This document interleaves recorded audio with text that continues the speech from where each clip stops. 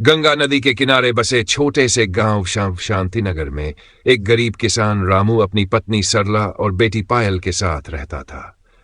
रामू मेहनती था और अपनी छोटी सी जमीन पर खेती कर परिवार का पालन पोषण करता था। हालांकि उनकी आर्थिक स्थिति बहुत अच्छी नहीं थी, लेकिन उनके घर में प्रेम और आपसी समझ की कोई कमी नहीं थी। पायल बहुत समझदार और दयालु थी। उसकी मां ने उसे सिखाया था कि सच्चा सुख दूसरों की मदद करने में है। वह गांव के बुजुर्गों की सेवा करती, जरूरतमंदों को अपना टिफिन बांटती और हमेशा मुस्कान बांटे रहती। एक दिन गांव में एक अजनबी साधु आया। उसके वस्त्र फटे पुराने थे और वह बहुत कमजोर लग रहा था। पायल ने उसे देखा और तुरंत अपने घर से रोटी और गुड़ लाकर उसे खाने के लिए दिया।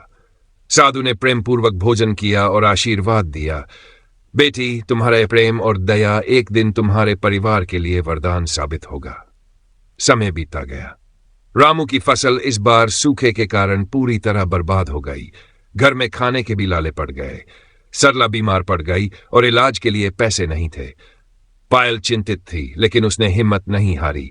उसने गांव के लोगों से मदद मांगी, पर कोई भी सहायता के लिए आगे नहीं आया।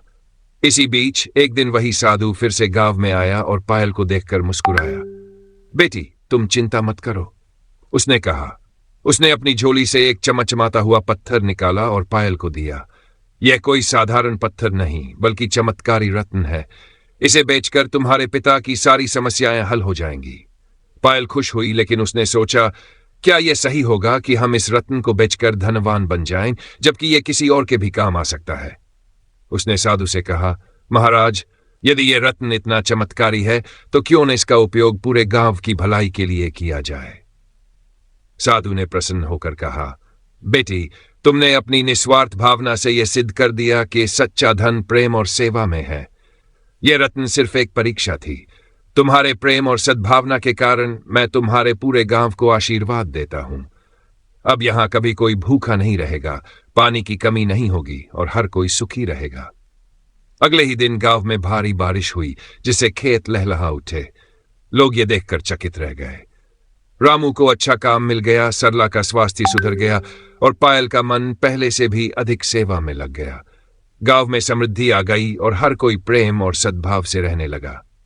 शिक्षा, प्रेम और दयालुता का सच्चा मूल्य धन से कहीं अधिक होता है। निस्वार्थ सेवा और सद्भावना से जीवन में असली सुख प्राप्त किया जा सकता है।